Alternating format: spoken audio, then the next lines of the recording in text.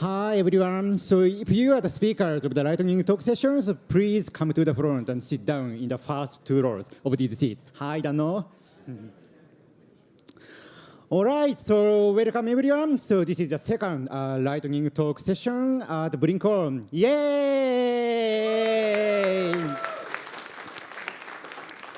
Okay, so here is the rules as we did yesterday. So I asked all speakers to insert one point where they can get a storm of applause.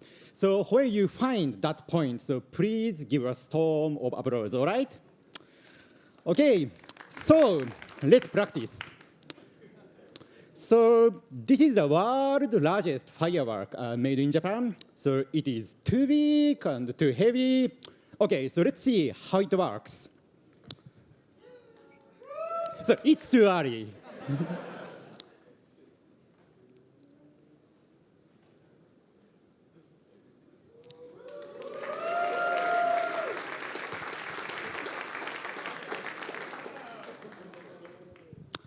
All right, so thank you very much. Okay, so the first speaker is Kajetan.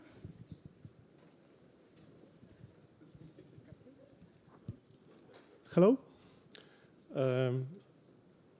Okay, so my name is Kajetan Świtalski. I'm from Opera Software. And I'll tell you about smart bookmarks in our experimental browser. So some time ago at Opera, we created a concept browser, later released as Neon. Our thinking was that the internet changed a lot within the last 15 years, but the UI of most of the browsers stayed pretty much the same. So we wanted to rethink the whole UI based on how people browse the internet today and throw into question some of the common browser features, like bookmarks. Okay, maybe let's play the video.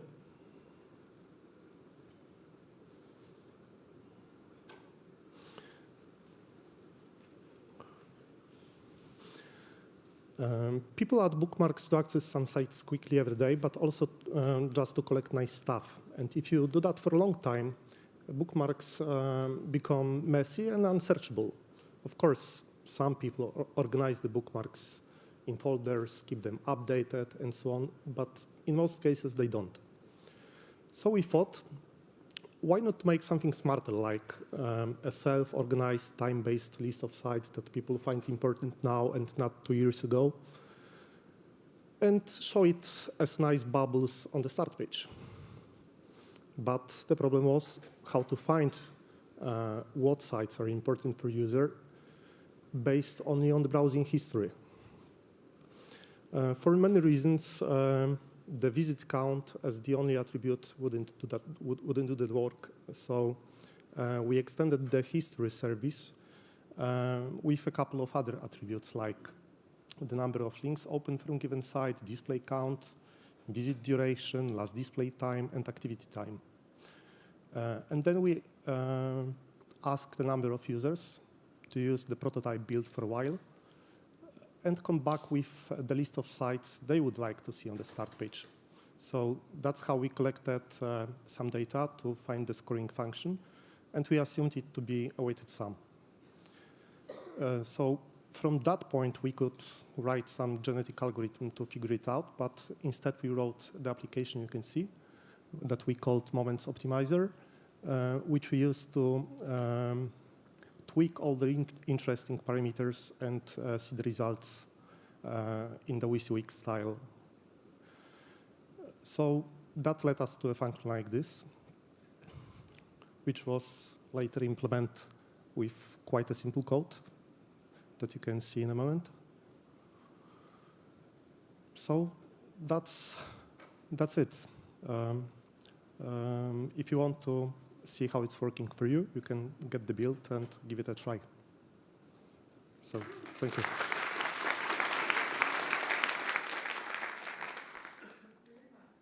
The next speaker is Andre.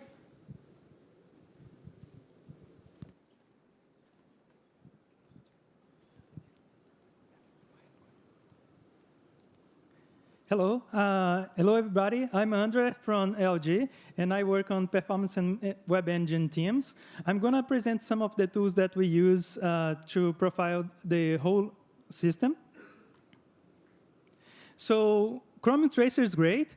It works inside Chromium and knows its internals, so it's great. But for OS-wide tracing, we implemented some hooks into the tracing calls, and we use next-gen Linux Trace Toolkit to generate those into one timeline that use monotonic, always forward clock. And with that, we can get an overview of the whole US from the JavaScript application up to the kernel. We can have all events in the same timeline.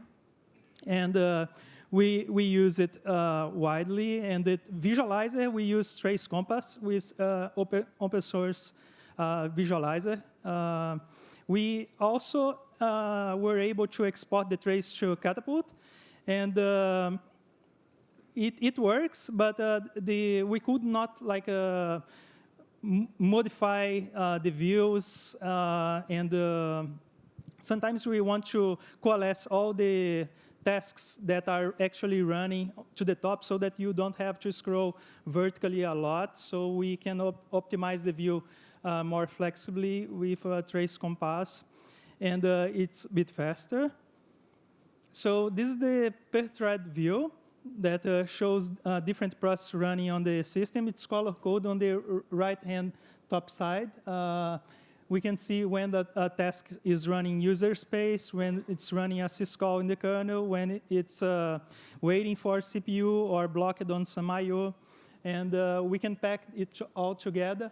Also, we have events view in the middle, which shows the actual traces. So you can search and also filter. You can use some regular expression to filter some logs, so it's useful also for debugging. And in the bottom, there's a CPU usage chart. In this case, it's 4 cores, so it's 400 there. And we can see that CPU is mostly maxed out for this scenario. Here we have a per core view, so we can see actual utilization of each CPU core. So this is about the trace tool. Now, for the trace Chrome, we have a very simple tool, Node.js based, that can actually record a Chromium tracer from a remote, remote embedded device. So it's just like if the DevTools would have an IP and port, so we can capture and generate a JSON. Finally, we have a lightweight memory profiler that it uses very few memory. Instead of capturing all the traces, it will just dump. The idea is very simple, so I go very fast to the slides. So basically, basically, you have a live console that's updated with all the stats of memory, and you can also dump them directly to the file. So you don't need to use memory for this, and you can have, it can support a long-running scenario, like YouTube playing for a long period. Thank you very much. So the next speaker is Han Leon. Thank you. Here's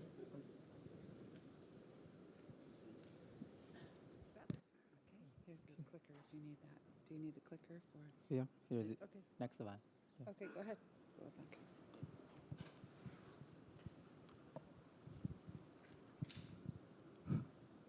Hello, everyone.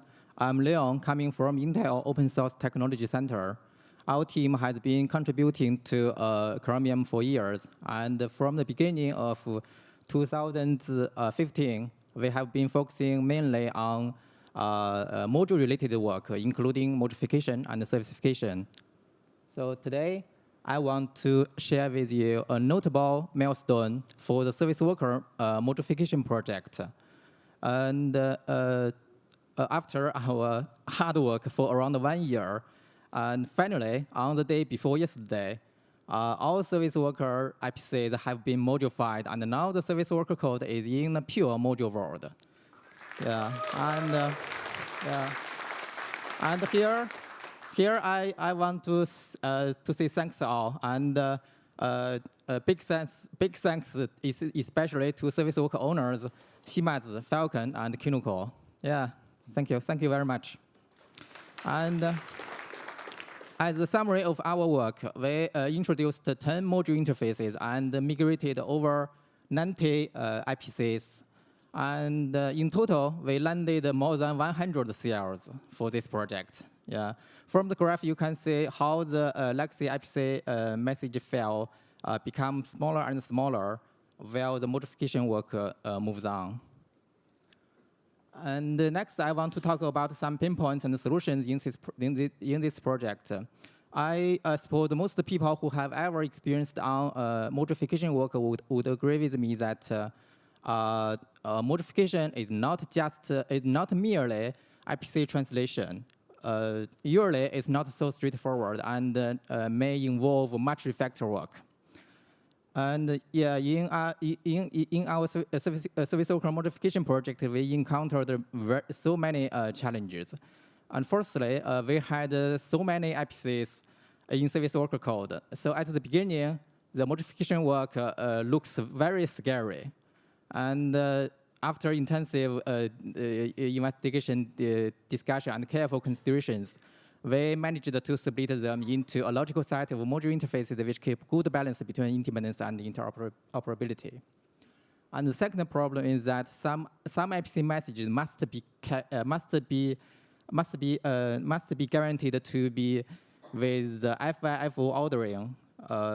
So to solve this problem, we use the channel-associated interfaces as intermediate so that we can migrate all those IPCs step by step and at the same time, legacy messages and module messages can still keep the FIFO ordering guarantee.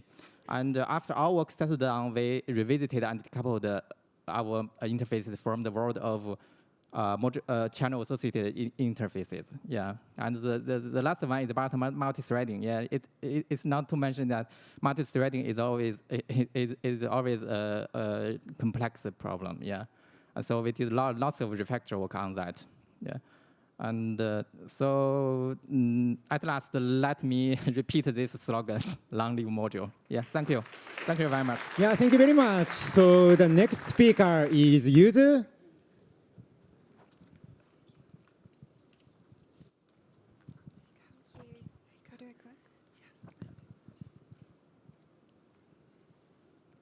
Okay, hello everyone. My name is Yuzu. I'm from Tokyo office. Today I would like to talk about leak detectors for a renderer. As the title suggests, there are multiple leak detectors for a renderer. There are actually 3 of them. Namely, we have layout test leak detector, real world leak detector, and always on leak detector. Although we have 3 different leak detectors listed here, the basic concept behind is the same. So the basic idea is that if you navigate away from a web page and navigate away to about blank page, nothing from the web page like nodes or layout objects will remain on the renderer. So that's the basic idea. So for the first one, layout test leak detector, we navigate from about blank and then to layout test and then execute layout test, and then finally navigate away to about blank and then compare the instance counters values before and after layout test execution. And if there's any increase in the number, we detect it as a leak. So for this test, it's currently running on the main waterfall bot, and you can also try on a tribot. For the second one, real-world leak detector, we do mostly exactly the same thing, except that we navigate to web page instead of the layout test. And then we detect the leak, like the same mechanism. This test is also running on main waterfall bot with leak detection Linux, and also you can try on a tribot. Also, for this one, we have a cluster telemetry benchmark where you can run with 100K websites with real websites. There used to be like over 4,000 leaks out of 100K websites, but after the hard work of our team, now the leak count is down to 10. So, yay! Thank you. So last but not least, we have always on leak detector. But this one is intended to catch leaks in the wild or in the field. it's impossible to navigate away to about blank on a user machine. So instead, we count the number of garbage collections that we perform on each document object on the web page. So once a document object survives or not collected after more than 5 garbage collections, we detect it as a leak. And currently, we check it with UMA and UCAM metrics like this. I guess that is it for my presentation. Thank you. Thank you very much. So the next speaker is Hannes.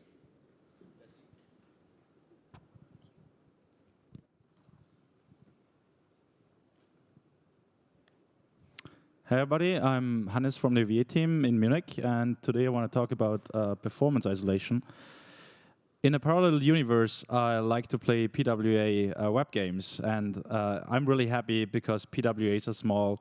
They only allocate a few objects on the V8 heap, on the Blink heap, and the rendering is really smooth, like I have 60 frames a second, and playing games is really fun.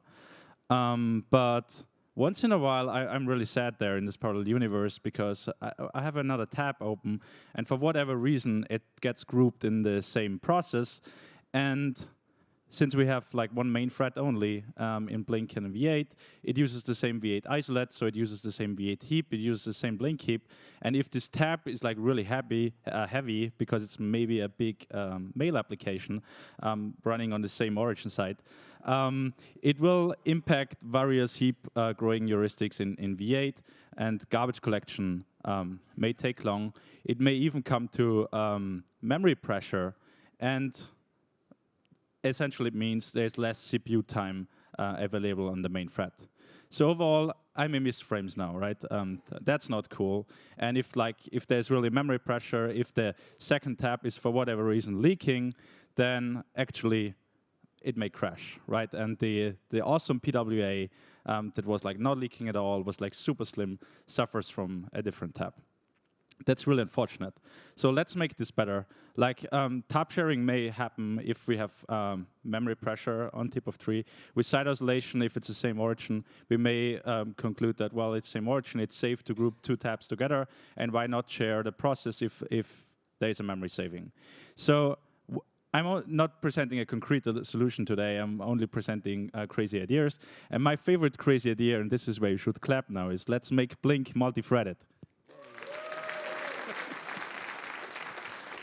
So in that world, you know, the PWA would get its own thread, everything would be happy there, the VHGC wouldn't be confused, the all-pen GC wouldn't be confused, and the heavy one could happily leak on the second thread, and the sites would essentially run concurrently, performance is perfectly isolated, and also tooling and performance counters work. Performance memory would give interesting signals for the first thread.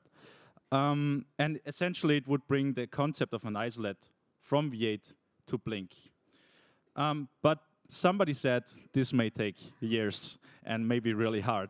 So maybe we want to step in between and only want to do it on the V8 level and basically have on the V8 level for tab 1 a separate isolate and for tab 2 a separate isolate, which gets cooperatively scheduled on the main thread, which would give you not concurrency, but performance isolation to some degree, and the tooling would work, and the performance counters would also be separate. Cool, thanks. Thank you very much. So the next speaker is Charlie Harrison.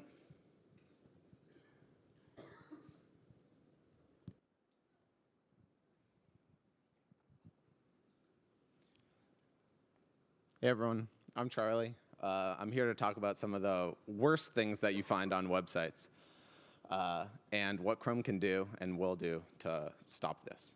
So I'm going to talk about pop under and tab under blocking in Chrome. So a lot of people don't know what pop unders and tab unders are, or they get really confused. So I have a couple slides demonstrating what they are. A pop under is basically when you're on a site and somehow sneakily via some web APIs, it ends up opening a pop-up underneath the window that you're currently browsing on. Usually it does this via like focus APIs and stuff like that. But the user doesn't really notice it a lot of times, and they find it later. Tab under is really similar, and they get confused a lot. And it's basically to do the same thing. Generally speaking, the site the user ends up on the site, but the site had injected another tab into the tab strip. And the user doesn't really notice it, or they find it later, and it's some unwanted content. So yeah, here's some really annoying ad. Users hate these. They're confusing. They're really frustrating.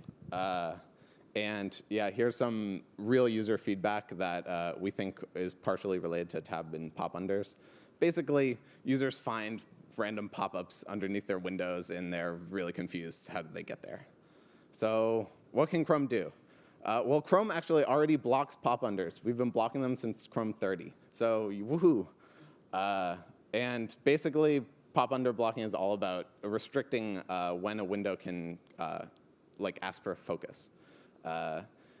This feature gets regressed a lot because there's about a bazillion code paths which end up causing windows to focus, and new APIs are added all the time, which add focusing capabilities to the web. So kudos to Avi, who's here somewhere, who basically fixes these every release.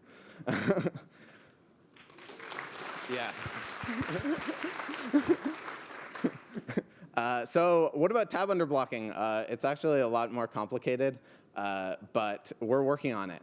Basically, the idea is to use a bag of heuristics and detect if some navigation that is happening in the background is tab under navigation, and we issue some native UI where a user can proceed. And we're hoping to sort of use the same UI that frame busting is using, if you guys are familiar with that experiment.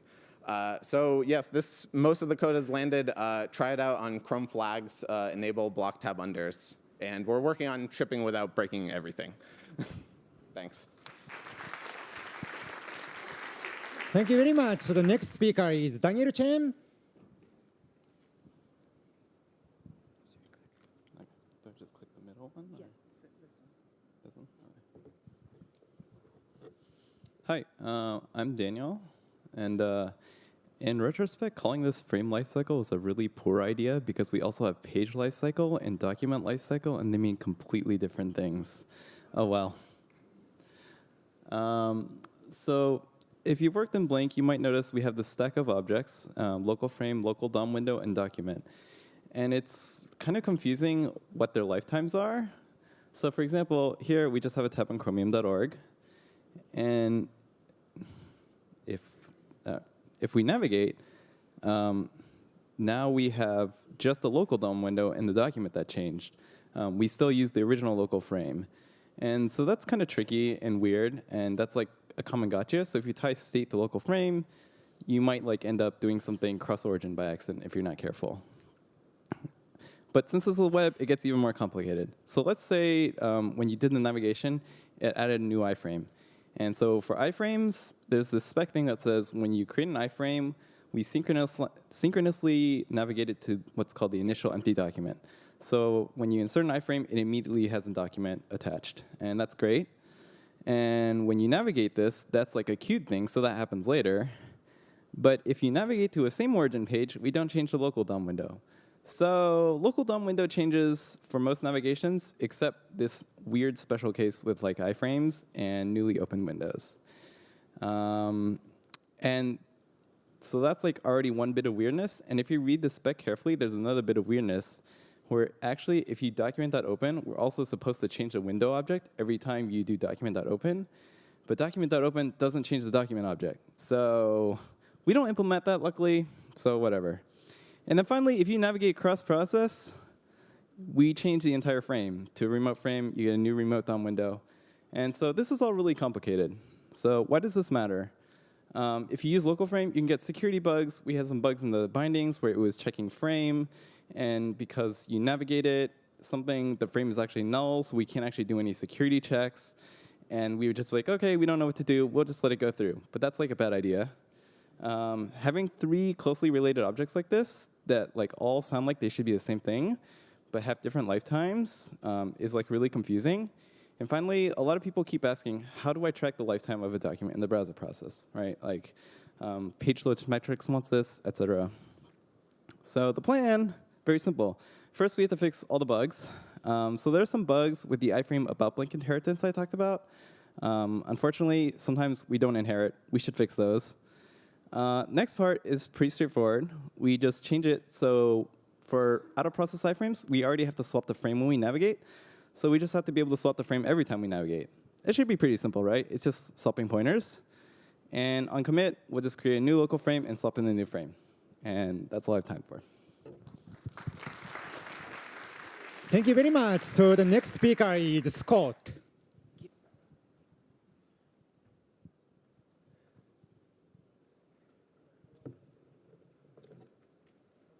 There we go. Okay, hi everyone. My name's Scott, and I and some other folks are working on this thing we like to call LazyLoad. Oh, there's the clicker. The main problem here is that on lots of pages, network and computation resources are used for content that the user never ends up actually seeing. For example, suppose there's a bunch of ads or images near the bottom of a page. If the user never scrolls down to them, then this wasted network data, and it also wastes like memory and slows down actually visible content, which can be not ideal. So LazyLoad hopes to make this better by deferring certain kinds of below-the-fold content. One of these kinds is cross-origin iframes, but we want to leave alone iframes that are probably going to be used for analytical communication because deferring those breaks them. We use heuristics like if something's marked with display none or if it's a 0 by 0 dimensioned frame, then it's probably not meant to be seen. We also want to defer below-the-fold images. So the handling for images, the idea is that we want to load in a cheap placeholder that has the same dimensions as the original image. That way we can preserve page layout and avoid jank. It'll still use the same mechanism that's currently used for client-side lo-fi previews. We ran some lab benchmarks against a prototype we built, and in sort of a best-case example, we managed to find 34.6% median data savings and an 18% improvement in speed index, which, I don't know, seems pretty good. Yeah, actually, pretty excited about the speed index improvement, actually, but yeah. Suppose we've deferred some content. We want to be able to load it in later. So the idea is we want to load it in once the user has scrolled within a certain distance near it. The idea, we're going to be detecting this with intersection observer. The idea is that we want almost always content should be fully loaded in, should be fully finished loading by the time it's actually seen by the user. Because users having to wait for stuff is not a great experience if they don't have to. The exact distance is going to depend on a bunch of factors, like if their network's slow, then we might give it a little bit more distance. And we're going to be tuning these distances through experimentation and all that fun stuff. So we also want, there's also a little bit of jumbling of load events. For example, suppose an image gets deferred. Then the load event for that image won't happen until like the user scrolls down to it and the image actually loads. But the documents load event won't wait for that because otherwise the document load event might never happen, and that would be bad. Thank you. And we're also planning to add an HTML attribute to allow developers to get some control over what gets lazy-loaded and what doesn't. So current status, LazyLoad, we made a prototype, ran some benchmarks against it. That was fun. Wrote a whole lot of design docs, sent out an intent to implement. If you have questions or want to learn more about it, feel free to either chat with me or just search for the LazyLoad intent to implement on BlinkDev. We've also got partial lazy frame loading support landed right now behind a flag. There's a about flags thing you can turn on for it. And yeah, aiming to dev channel experiments for lazy frames at M68. So yeah, thanks. Thank you very much. So the next speaker is Oystein.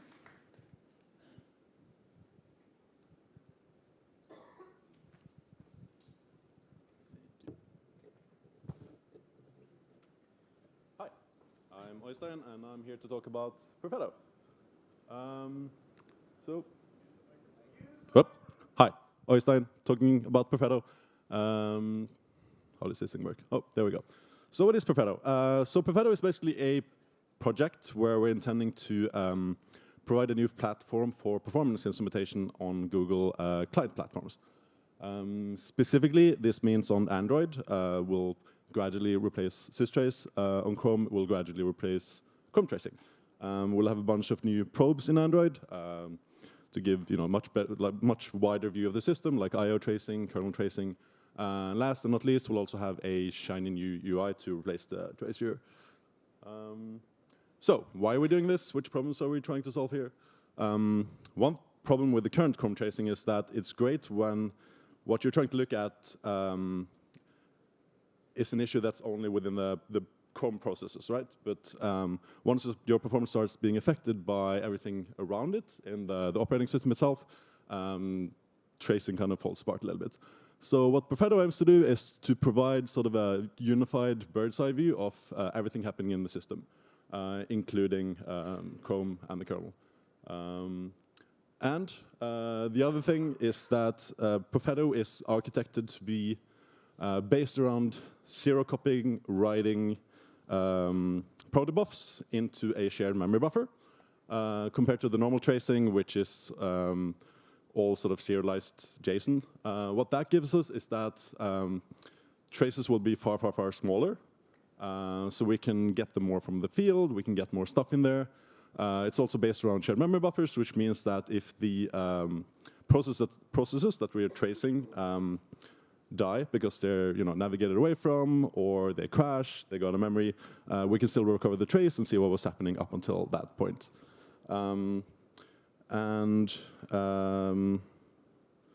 Yeah, since we don't need to serialize the JSON, we don't sort of have the huge overhead. Current tracing, you reach like hundreds of megabytes of JSON when you're tracing. That's basically it. We don't have a public mailing list yet. You can email this. It's mainly being developed in London by Premiano, Sami, and those folks, and I'm contributing on the Chrome side for the integration there. That's it. Thank you very much. So the next speaker is Zuojian. Thank you.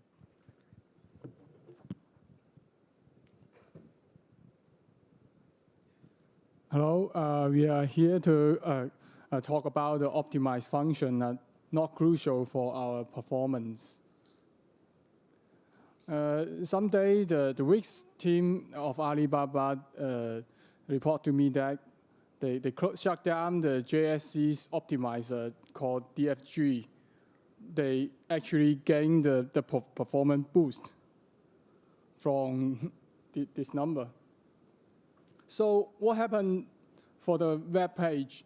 I text several the portal size, and the first column is the time we disable the turbofan, and the second is the original version. As you can see, they have significant. Many of them have insignificant improvement, and the first one even have a performance boost because the time is down, and the absolute difference is no more than 10 milliseconds. The last line is the second.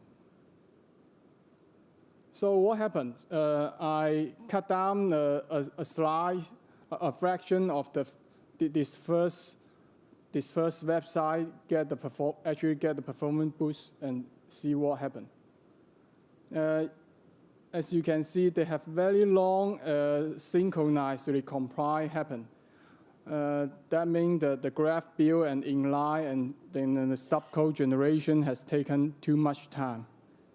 So they cancel out the actually performance gain of the optimized function. And the optimized function are only used in these specified intervals. So they will not call after that scenario. So the time is not becomes they actually get the performance boost. So what can be done to improve this? My idea is to move out these two the fraction, the V8 recompile synchronize. So a fully concurrent heap like Java is needed so that the all the job can be moved to the optimized thread. Or we can improve the serializer to support optimized function. Just serialize the metadata so that the dependency can be pushed to that metadata. Okay, thank you. Thank you very much. So the next speaker is Susin.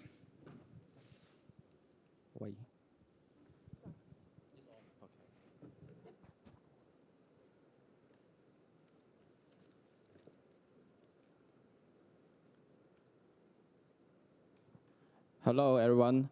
My name is XuXin Yi from Alibaba UC Browser team. Today, I will share my thoughts and a proposal about WebView with performance mode. There is strong demand to use customized or system WebView as runtime to run web app or web game for many super apps, such as WeChat, Alipay. So WebView's rendering performance is super important at such scenario. But there is a performance gap between WebView and Chrome, especially on GPU-heavy usage scenario, like WebGL game. WebView usually have lower frame rate, unstable frame pacing, and appear more jitter. There is a case Chrome will be nearly 20% faster and have more stable frame pacing. This is mostly caused by the difference on rendering pipeline. WebView do not have its own window. It needs to go through Android's view rendering pipeline. There is additional cost to do GPU syncing between Chrome's GPU thread and Android's render thread, especially when GPU do not support server wait. And WebView need to wait the callback from Android's UI and render thread. When the UI or render thread get blocked, WebView's render will be blocked. And the GPU task scheduling, lack of coordination between Chrome's GPU thread and Android's render thread. WebView's display composer on Android render thread is easily get blocked when a GPU task or a GPU brought by a WebGL task or a GPU rasterization task run and Chrome's GPU thread. We understand this is WebView's design. It is because it needs to full compatible with normal Android view. But in some situation, we can break the compatible. We only need the API level compatible. Do not need the full behavior compatible. So we hope WebView can support a so-called performance mode. On the performance mode, WebView will have similar rendering pipeline of Chrome, has its own window, a surface view. Display composer will use Chrome's GPU thread instead of Android's render thread. It's suitable for full screen or fixed layout standalone web app or web game. Only one WebView is allowed to display on the screen with fixed position and size. It will own a window. It can be set before the WebView first attached to Android view hierarchy and cannot be changed in its lifetime. Thanks, everyone. Thank you. Thank you very much. So the next speaker is Mostyn.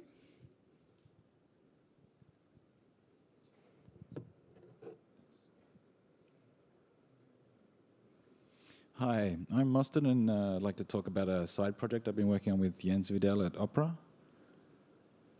So, a quick refresher. This is what a jumbo build unit looks like. To build the multiple source files in one go, we end up with a quicker compilation than building them individually. But converting code to work in this mode is really slow. There's a lot of renaming, there's a lot of refactoring to remove copy and pasted code, and so on. And even once we've done this, the code can break again easily. So this is really tedious, and I'd like to avoid some of this. But we're really fighting against the C++ language. The language is defined in terms of translation units, but developers really think in terms of source files.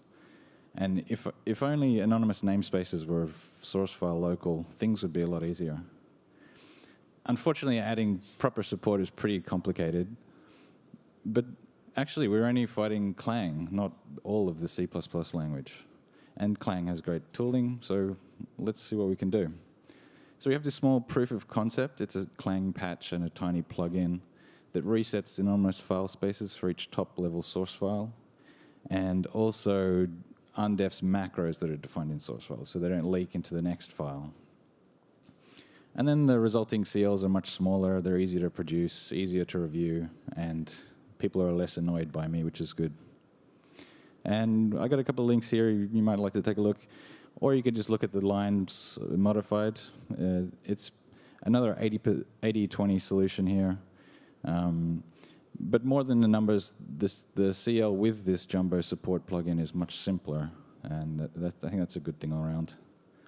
And I'm not sure if I should be happy or annoyed that it's taken this long for us to find this hack, but we'll see what we can do. Hopefully we can land the changes in Clang upstream and then start using them in Chromium, and then anonymous namespace, all the things. Thanks.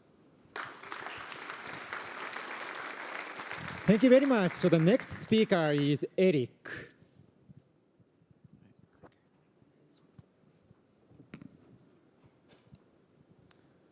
Hi. I'd like to talk to you about how we're making rendering more deterministic in Headless Chrome. Generally, we're fighting non-determinism in Headless Chrome in order to address automation use cases where it can lead to inconsistent results, inconsistent screenshots, and thus flaky tests. To address some of this non-determinism, we've introduced the concept of virtual time. Virtual time overrides the time inside a renderer process with an emulated timestamp. It also controls how and when virtual time advances, and thereby when delayed tasks are executed during page load. So it also, in order to interleave the loading of network fetches and the execution of execution of tasks, it also pauses time while immediate tasks are pending or network fetches are pending. So say we have 2 tasks pending at the current time. Virtual time will pause while they are executing. They may schedule some network requests or schedule further tasks. Virtual time will remain paused while these network fetches are pending. And it will also ensure that the responses to these fetches are provided to the page in the same order as the requests were sent. Once the fetches have completed, virtual time can advance, and it does so by skipping over the idle period up to the time of the next scheduled task. There, it will pause again, execute the task, and finally it can advance up until it reaches a predefined deadline. When it reaches this deadline, we would consider the page completely loaded. So virtual time helps us load a page into a deterministic state. We've also added an on-demand rendering mode that allows us to then take a consistent screenshot of the page. So say we have an animation like this one, and we'd like to take a consistent screenshot of exactly the right frame of this animation. We can use virtual time together with this on-demand rendering mode to freeze the animation at exactly the right state. And then we can take a screenshot. And we're guaranteed that this screenshot shows the exact right frame. And normally within Chromium, rendering is also best effort. So it wouldn't be guaranteed that this screenshot actually contains all visual updates up to this point. With this rendering mode, we actually guarantee this so that, for example, all tiles were prepared before the screenshot has been taken. Woohoo! Another benefit of this rendering mode is that we can run animations and layout which can have side effect on page load at a reduced frame rate while avoiding unnecessary compositing overhead, which can save you quite a significant chunk of resources when you're using headless and automation uses. All of this is implemented on top of DevTools and already exposed, and it's coming to Puppeteer very soon as a simple browser setting. If you have more questions, come talk to us. Thanks. Thank you very much. So the next speaker is Hiroshige.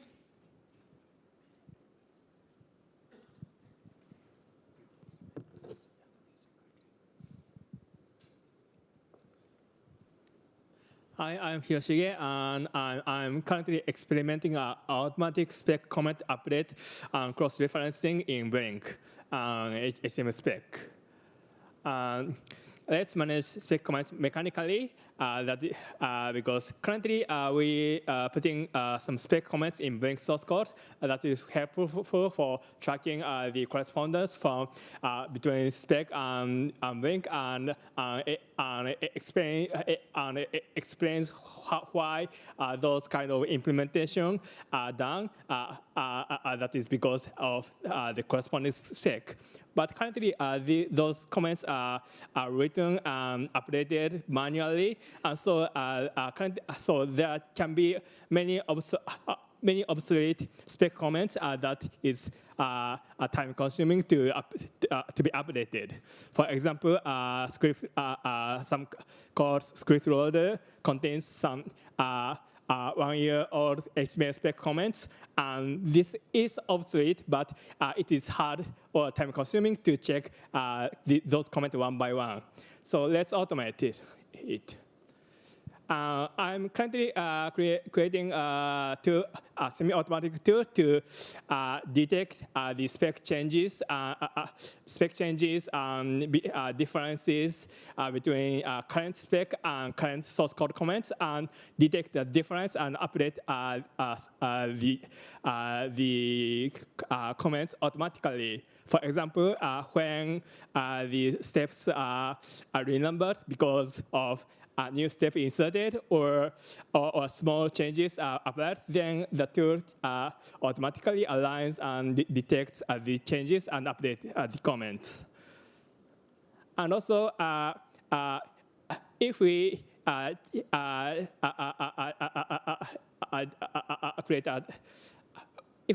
automate the spec comment management, then we can create a cross-reference between Chromium Blink source code and spec text.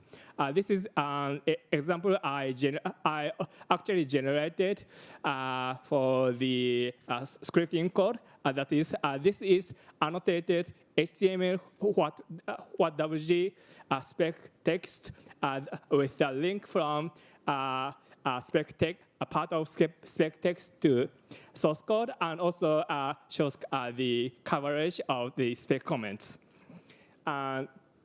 If you're interested, please talk to me because currently I'm just experimenting this personally and doing some CS on core script, but more involvement and more discussion will be needed to apply it broader. Thank you. Thank you very much. So the next speaker is Ryan.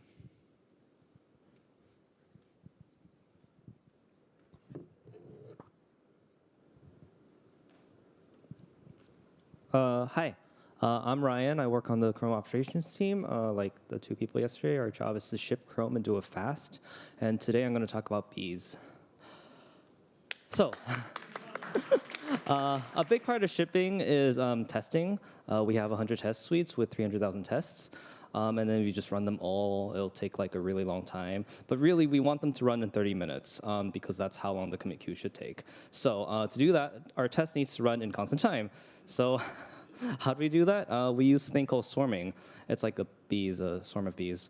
What swarming is it's a task distribution system. What that means is it takes tasks, it finds machines to run them on. A big feature of that is you can give it a big test suite, and it's just as easy to run it on 3 workers as it is to run it on 32 workers.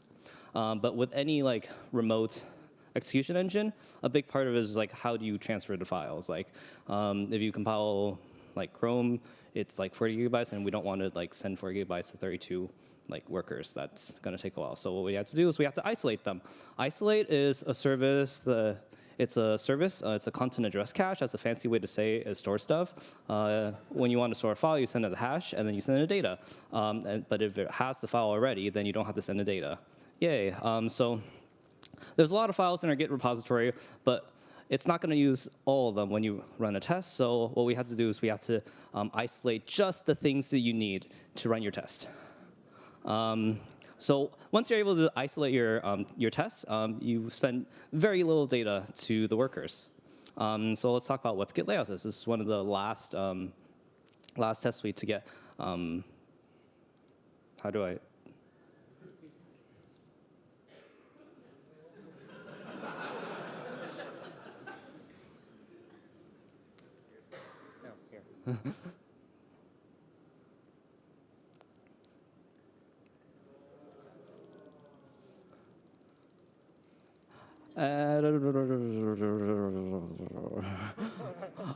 All right, what could layout test? So it's one of the last one to get swarmed.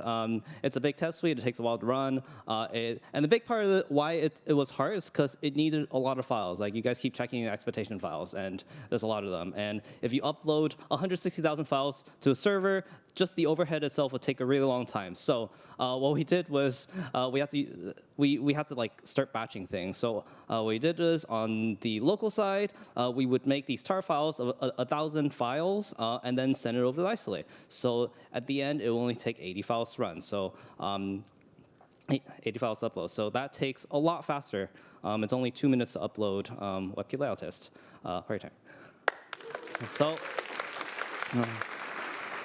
that thing that took 45 minutes to run on a really beefy machine now just takes 7 minutes to run online somewhere. In conclusion, these are swarming and isolate are just a couple of things that the Chrome operations team help you make ship fast. Thank you. Thank you very much. So you have so many slides. Also, I have stickers. Find me if you want some. All right. So the next speaker is Yoav.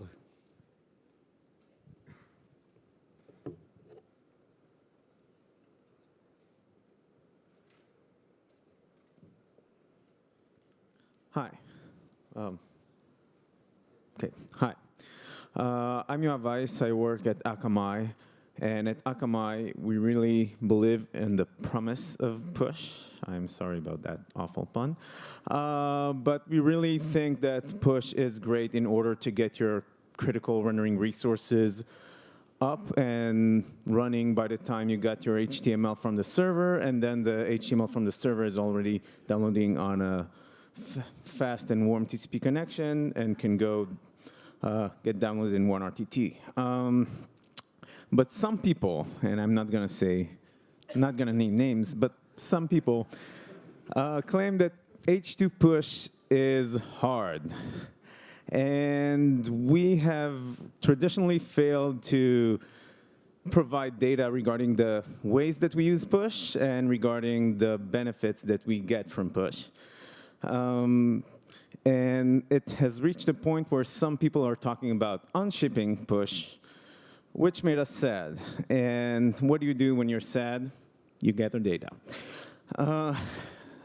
So at first, we started by gathering data on akamai.com, where we can actually show the URLs, gather data from RUM, and saw that in most cases, we see significant improvements from using H2 push on both DOM complete as well as first paint. And then when looking at anonymized data in aggregate, we see that in 76% of the cases, pushing resources improve the DOM complete time versus the other cases. When looking at desktop versus mobile, desktop showed 88% improvement, which is great. Mobile showed 48% improvement, which means 52% are getting worse performance, which is not so great. When digging into that, we realized that we're pushing async JavaScript, which we shouldn't. And when turning it off at April 12th, DOM content loaded time dropped by about 2 seconds. At the same time, we still see that first paint is slightly slower on mobile when we're pushing. When we're looking at the desktop results, we see kind of the opposite picture. So first paint is faster on desktop, but for some reason slower on mobile. What are the conclusions of that? We're still looking into that. We're still trying to figure out what are the reasons for everything, but it's in the works, and we'll keep the community updated as we find out. Thanks. Thank you very much. So the next speaker is Ingor.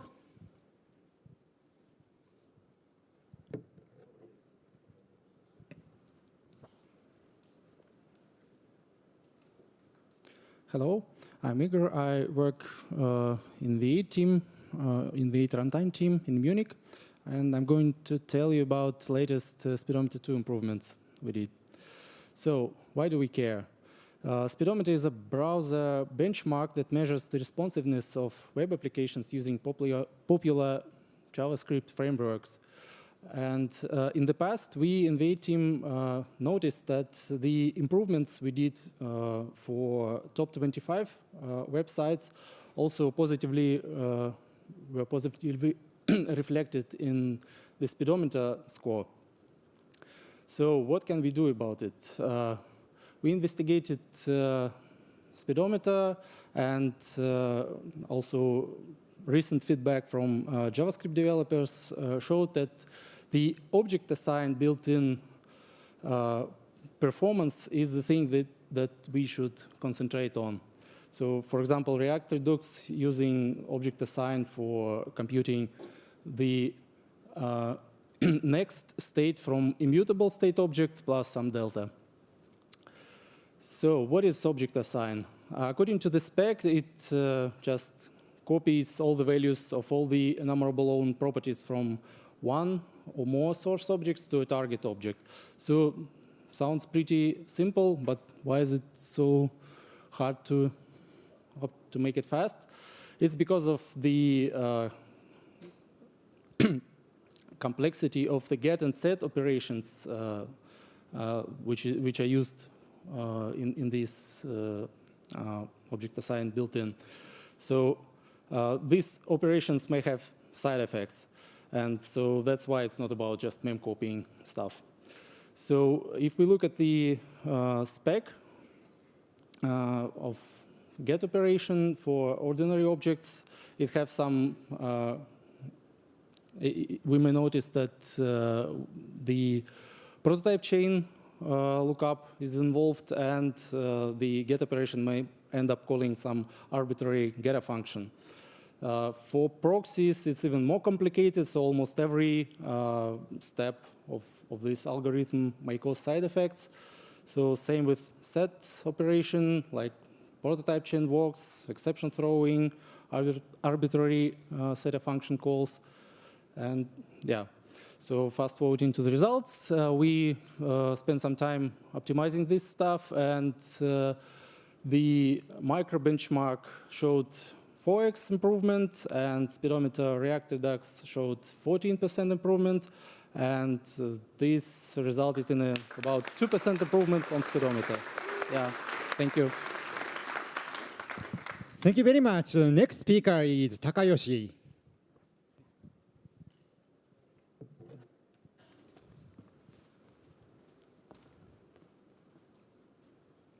Hello, this is Takayoshi Coach. I'm from HTML and DOM team working at Google Tokyo office.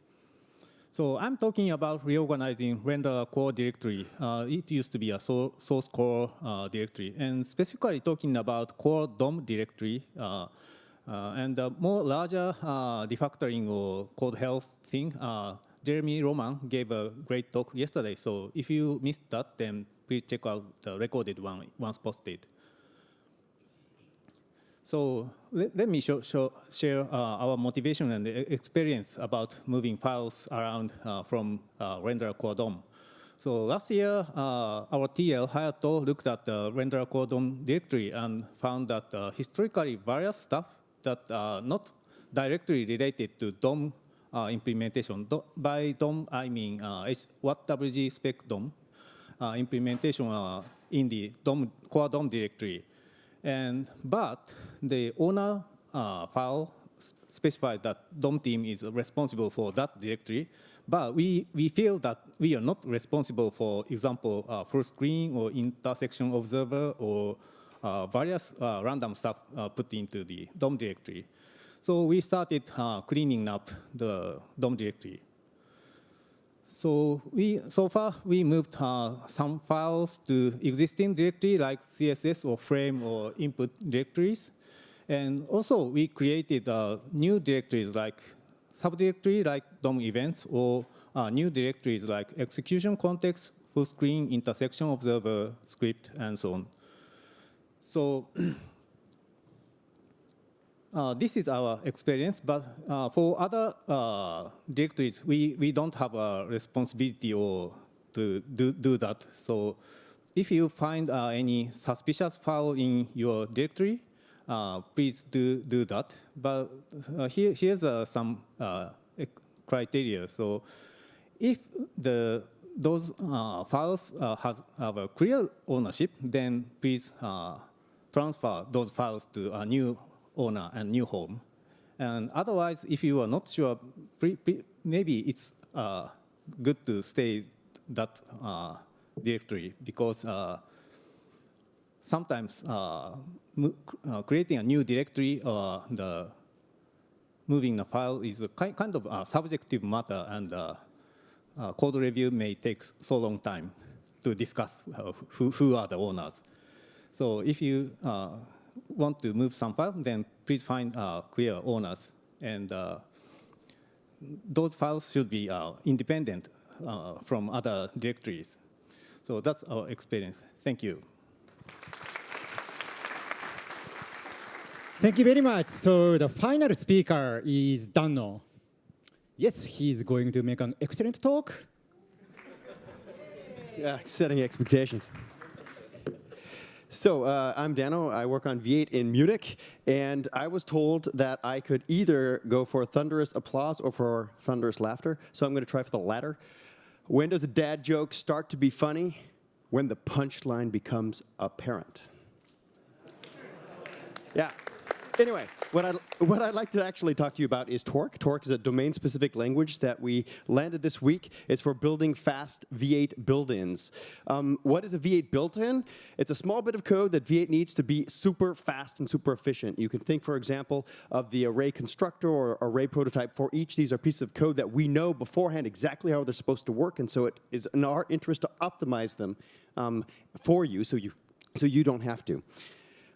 Why don't we write all of these in C++? C++ compiles pretty fast, generates good code. Well, the difference is that the ABI that we use inside of V8 to call JavaScript is different than C++. We need to special handle slow paths. The garbage collector needs to know where roots are, and we need to do fancy things like tail calls. So if we do it in C++, we don't get this functionality. So what's the alternative? We used to do this in assembly language for 9 platforms. Turns out it's hard to get right. And it doesn't scale very well, as you can imagine. So we have this optimized compiler called Turbofan. We used its backend to create this thing called the code stub assembler. The code stub assembler is basically just a cross-platform assembler where we can write the code in sort of an assembly-like style once and actually then generate these built-ins for all 9 platforms with just a single implementation. Very fast, very efficient, and it has all these attributes that C++ does not have. Well, it turns out that doesn't scale very well because instead of writing for 9 platforms, we write for 1. But it turns out it's really hard to manage these assembly-like languages, very low level. So we've come up with this thing called Torque. And Torque is a domain-specific language. It allows you to express intent in these built-ins rather than the implementation, so it's at a higher level. It's sort of type safe, so it's easier to get them right and not make mistakes. It increases the speed to go from spec text to implementation, and it's a more natural framework for analysis and correctness. We can optimize this higher level code. And it's also a way for you to contribute to V8 if you'd like. It's a little bit easier than writing assembly code. So this is part of my punchline. The first one is this is a code assembler version of array prototype slice. This is actually the first 3 pages. There's a couple more here.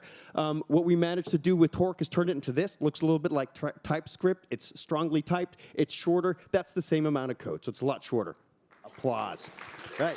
So takeaway, with Torque, we can create fast, correct, robust V8 built-ins more quickly, leading to better baseline performance for you. And I'd like to close with another joke. What do you get when you dissolve 100 grams? I live in Europe, so that's not very much for you North Americans. When you dissolve 100 grams of problem in water? Anybody? A solution! So thank you very much, everyone. So that's it. However, today, so we have one special guest here, and he's going to make a lightning talk. So let's call the special guest, Darin.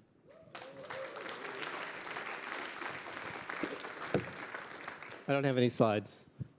Hey, thank you, Hurricane, and thanks everyone. I really appreciate the opportunity to come and speak to you all. This is probably my first time ever speaking at BlinkOn. So, by the way, I wonder how long I have to talk before he will use that bell on me. But so my name's Darren. I lead engineering at Google for Chrome. I've been working on browsers a really long time, so I thought I'd just tell a little bit of my story and what I'm so excited about. So 18 years ago, I took a job at Netscape. It was AOL, actually. I was a Linux desktop user. I thought it would be really cool to make the browser work better on Linux. And worked on that for a bit. Along the way, Firefox happened. In 2005, joined Google. Google was very keen on investing in making the web better. And I thought it would be cool to go to work at Google. They wanted us to, I went there around the same time as Ben Goodger. We had a small team. They thought it would be really cool if we worked on Firefox. So we did that for about a year and a half. Contributed various things like the auto update system and a number of other stuff, working alongside folks at Mozilla. Along the way, about a year and a half in, 2006, we thought, well, maybe we could do even more to make the web better if we built our own browser. So Chrome was born. You know, at that time, it was all about just trying to get a browser up and running. We made the choice to go down the path of using WebKit, even though our roots were with Gecko. That's a long story. I'd love to talk about it sometime, probably not appropriate for a lightning talk. And then, but you know, our inspiration was, wait, we could make the web better, but there was only so much we could do. At that time, though, the V8 project was born. And fast forward a couple years, 2008, we launched Chrome. We start to think, hey, maybe we can actually get a team together to actually work on that problem of making the web better. Maybe we can do more than just bring a new JavaScript engine, which was pretty incredible improvement at that time, right? And so this team was born to start working on web platform. And at that time, it meant contributing to WebKit. We were very reliant on Apple to solve problems, to make the web better, to fix bugs, right? And Safari in those days had a lot of bugs. Chrome had a lot of bugs. We were in that together. So we started to grow this team. You know, fast forward a little bit, we tackled various problems like, gee, it would be nice if you didn't have to use Flash to load media. And HTML5 media was born, et cetera. Started various adventures to improve storage on the web. Various adventures that continue, right? And you know, circa a few years later, the idea of Chrome OS was born. This idea that, well, we could make the, what if the whole computing experience was the web, right? And then how this team is growing. We're starting to realize that maybe we could even venture forth and do even more on our own. Maybe we don't, maybe this partnering with Apple is actually, you know, in a way, not as efficient as if we just strike out on our own. And the Blink project was born. And this is 2013, right? Shortly after that, we had our first BlinkOn. And I remember attending that. It was a much smaller event. Oh my God, there's people upstairs. Hello. It was a much smaller event. It was in a cozy part of our San Francisco offices at Google. And then this is really cool to see how things have changed, right? And the last 5 years has been a tremendous adventure. Lots of incredible investments and innovative concepts, from web components to where we find ourselves now as service worker. Along the way, a whole myriad of improvements. Think about how ECMAScript has evolved. And all the other sorts of you know, evolutions of the platform that very many people in this community have been working on. So the whole Blink project has been just incredibly exciting and invigorating to see all the energy and passion you know, that we felt at Google, but also to see it in the community and know that we can all work together to make a lot of progress. So there it is. Is he actually you're gonna shake it? You can shake it if you want. Yeah, awesome. So anyways, I really care about making the web better. I think that's what we're all here to do, and we have an opportunity to make a huge impact, change the world, and I think it's awesome. So thank you very much. Thank you very much, Darren, and thank you very much for coming to the lightning talk. So it was so amazing. So see you again at the next BlinkOn. Thank you very much. All right, so that's pretty much everything. Wait, don't leave yet. Leave the door. It's jumping out. So we've got one last set of folks to hear from. Just quick closing remarks from Ben Galbraith and Ben Goodger, who are sort of the two platform leads. Before I do that, I'm just going to run over some quick logistics, and then I'll hand it to them. They can have last word. So one, if you lost things, we have found things. So go to the front. Also, we're going to be sending out a survey at some point over the next week, just asking for feedback, help make sure we are always improving BlinkOn. In case you've noticed, the last 2 or 3 BlinkOns have gone through serious upgrades. So please fill out the forms. It helps. Last but not least, videos and talk slides. Those should all be coming out over the next week. So if you have slides or if you have a video, please help Nick, because he's going to be the one putting them together, I think, or I just signed him up for work. Just send them to him so he doesn't have to track them all down. I know it's a really frustrating part of the wrap-up after BlinkOn. So the last thing, announcement for BlinkOn 10. So as some of you folks might have noticed, BlinkOn has gotten pretty big and pretty intense. We want to make sure, it's really important to us, that BlinkOn is still something that everyone can attend, but also that it's something that kind of maintains this close, collaborative, brainstormy vibe, which is a very difficult balance to maintain. So in order to have more time and resources, especially Nick, who just puts so much work into all of this, to not burn Nick out and to make sure we have enough time and resources to really make sure BlinkOn continues to be what we want it to be, we've decided for at least a little while we're going to move to having BlinkOn be annually. And we're also going to be holding it here in the Bay Area because it's one of the only places that has Google venues big enough. Now, we realize that's really hard for people to get visas, and there's some people who can't get visas. So we're actively looking for other venues outside the US. So if you know of any places, let us know. We'd love to hear it. But for now, we're going to go to annual in the Bay Area until we can find a way to kind of keep scaling up, because we've 4x'd our attendance in the last 3.5 years. So thank you for making BlinkOn awesome. We're going to keep investing in that. And thanks, everybody. BlinkOn 9 was awesome.